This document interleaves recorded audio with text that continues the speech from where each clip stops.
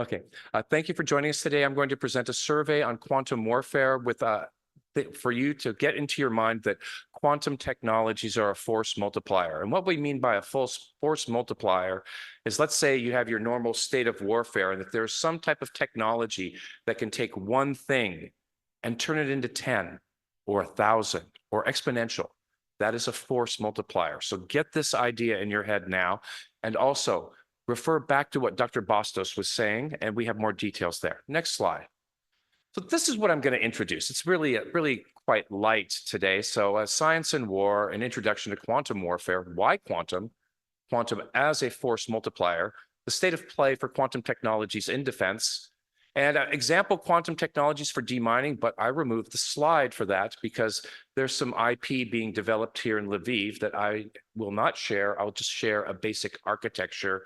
And also I would hope this would inspire you to come to Lviv and work with this ecosystem. Okay, what wins wars? Pretty simple.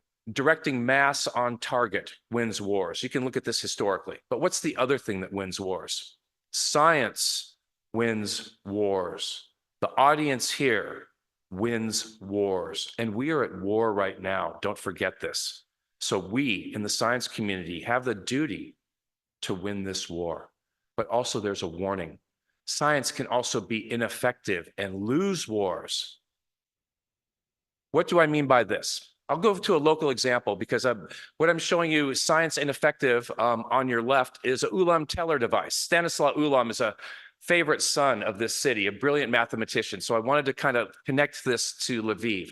So that's a thermonuclear device we're showing at the left. I would call that ineffective because in modern warfare, generally in warfare, this is a deterrence device. It is something that is never used. So really, is the science effective on that? No, it's kind of ineffective. It's just kind of there.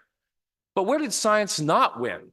That would be the popularly known V2 rocket. You all may have this popular conception that this was a fearsome weapon from the Germans. Yes, it was a terror weapon, as we are dealing with now, but militarily, no, not so effective. And actually, if the Germans would have dedicated their formidable industrial resources to other platforms, the conflict in Europe may have lasted significantly longer. And I'd be happy to have a conversation to explain the launch procedures of that V2. If you understood how much it took to launch one of those terror devices, you would see that was science not winning. And lastly, actually the science for that rocket came from the United States. The plans were taken from Dr. Robert Goddard from the Smithsonian Institution. That's another story. But where does science win?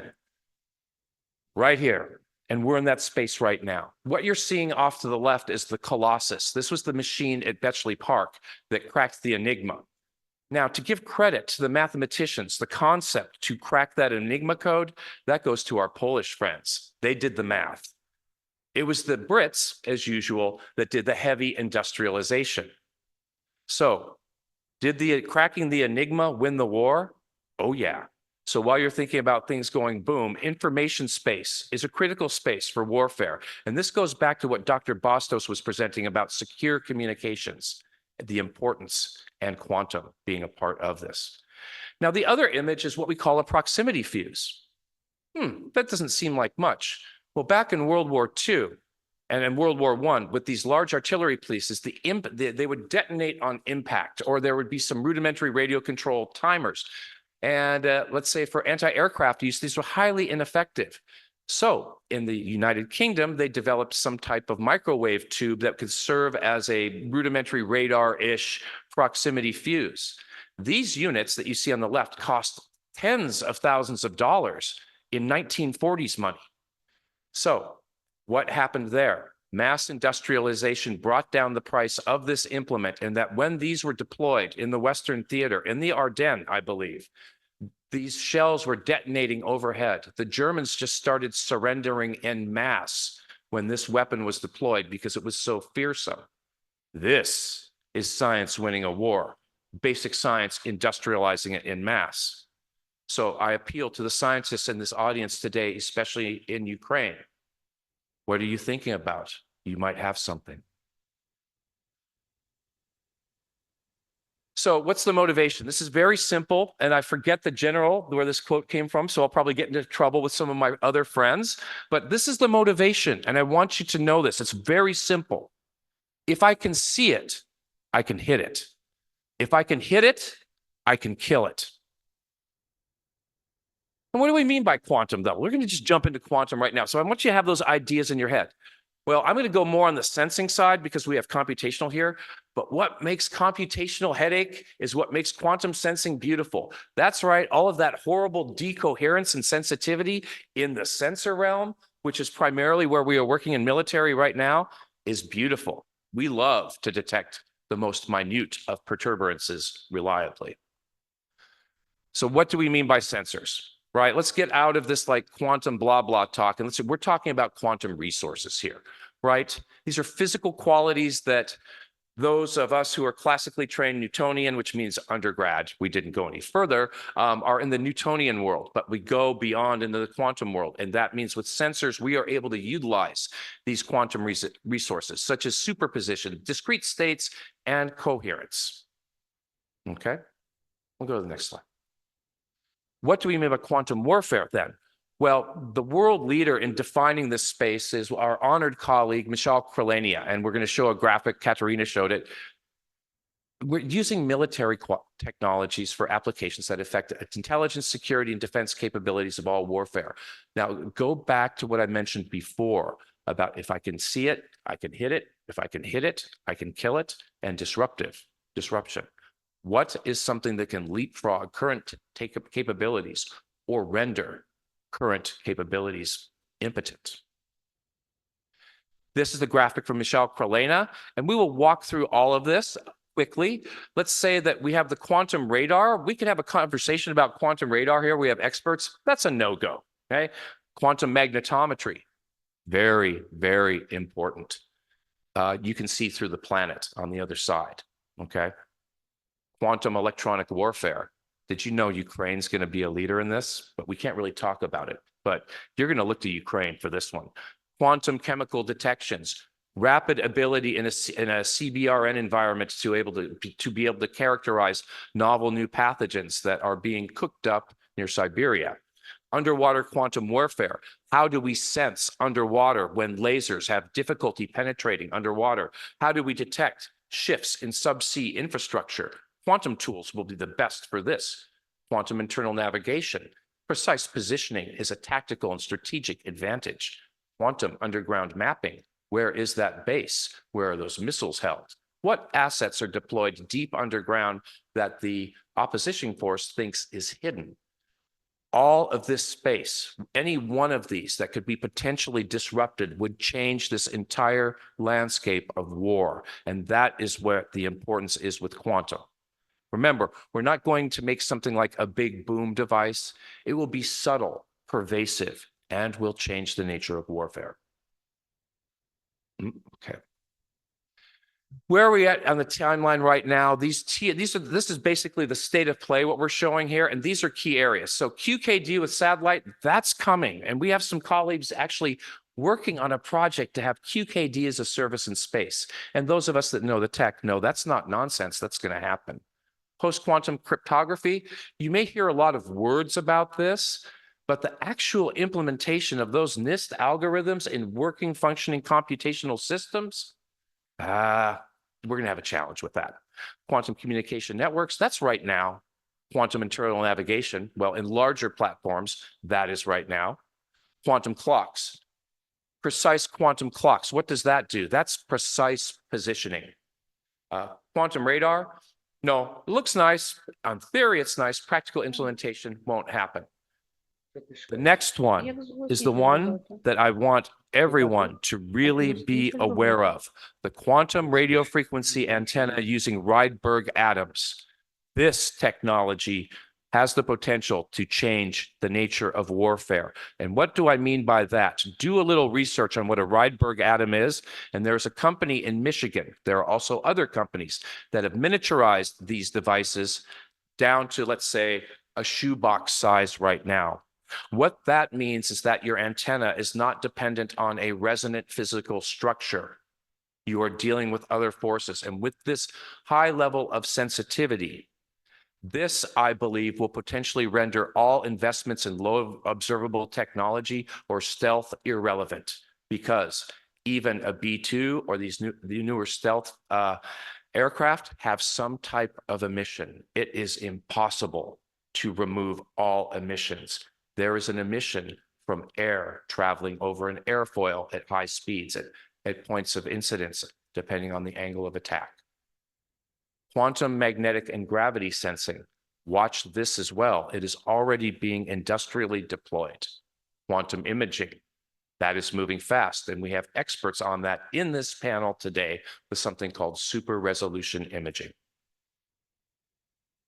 And that's it. There's a lot to cover here, and I don't want to have a focus on war and combat in the realm of quantum technologies. However, here in this country, we have a very special situation, and I hope next year we are discussing peace and demobilization. Until then, we are going to win the war. Please join us if you want to learn more about this subject matter. We have a working group for quantum security and defense with a strong Ukrainian and Polish contributors. Join us April 30. We will continue the conversation. Thank you for your time. Thank you. Thank you so much, Mike. Thank you for your coming here. Thank you for your being in Lviv. And do we have any questions from other members of our event? Yes, sir. Yes. Yes, sir. Thank you so much for such a fascinating presentation. And my question is, are there any countermeasures to fight the quantum technologies? I mean, quantum against quantum. Actually, yes. And Michelle Kralena just published a paper about this, so that there are quantum countermeasures that can be used to disrupt some of the free space quantum optical links. It has something to do with basically inducing some type of phase shift. I think I get this right, so that you're able to disrupt the ground communication, so that if I have a quantum encrypted channel, that I'm able to. So before I say anything incorrect, I will share with you the paper from Michelle Kralena, who is within our group, and he has written a detailed explanations of quantum warfare and the existing quantum countermeasures. So I hope that answers your question. There's a lot going on in this space. Other questions, comments, maybe discussion from? Okay, please. Dear colleagues, friends, dear Michael, I have no question. I have only comments.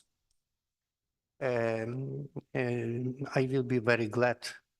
I think not only me, but all of us will be very glad when in the future, on your slide, we will see science and peace. Not science and war, but science and peace. Science and peace. So it's my comments. I agree. I believe there's a Latin saying, like, it's something out to have peace, prepare for war. So yeah, that's my only comment there. I would rather have quantum music. I don't want to do anything with weapons, okay? I really don't. It may look like I do. And I'm inspiring people to do these things, but I'm doing it so that I can listen to Dr. Christina's music and not have to leave our conference because of an air raid from an opposing force, an aggressor. It's a terrible choice we have. But I know if we don't fight back, our conferences will continue, and we will continue to have air raids and interruptions. Yes, yes, please. Yeah. Mike, why you don't mention quantum machine learning? Oh, well, we could mention quantum machine learning for rapid signals analysis. So thank you for mentioning that. One of the uses of quantum computation, quantum machine learning in this is, one, to have an inoculation against something we call a clever Hans attack for disabling image and pattern recognition. Another thing about quantum machine learning is that this is going to give you a single shot means of performing signals analysis. Let's say in a EW rich environment, you're trying to find out where's the real signal, right? There's a lot of tricks going on, and you have a huge amount of spectra. You need to be able to have one process execute and then get some meaningful information out of that. So this is very much combination in the quantum realm, because basically if we're looking at a spread spectrum, we could think of that as, okay, scientists, you're gonna have to correct me here, but I'm thinking that's a problem that you'd want to solve in Hilbert space, that I could not have some infinite matrix or a tuple that I would program in Python. So combine that with machine learning, it means we're able to take a large amount of noisy information and get some signal out of it. And it just so happens that the people who write these algorithms, some of the best in the world, are right here. Thank you, Mike, for this comment. Thank you. Maybe other questions, comments, suggestions, wishes? You're welcome. Mike, thank you for your talk. I have a question regarding our counterpart about Russians. So I think they also use quantum for the warfare. And can you compare, or have you ever investigated what is the level there and how can we countertake part regarding this? The orcs, excuse me, our counterparts, have some advantages in materials technology. And they, as you know, they are also very strong with the mathematics. We need to, without saying any more, watch what they're doing with materials. That is their potential advantage as far as mathematically and computationally. No, some of these more advanced systems require a better industrial base, but we know that they can pretty much come up with anything once or twice to build at volume. But what the warning I would have is watch the supply chains, watch specific materials. I know that there are certain thermoelectric coolers that come from there, and they shouldn't be coming from there. And I don't want to say any more. But did that answer your question? I think it would be wonderful if we could have a private conversation over this after the conference. Thank you.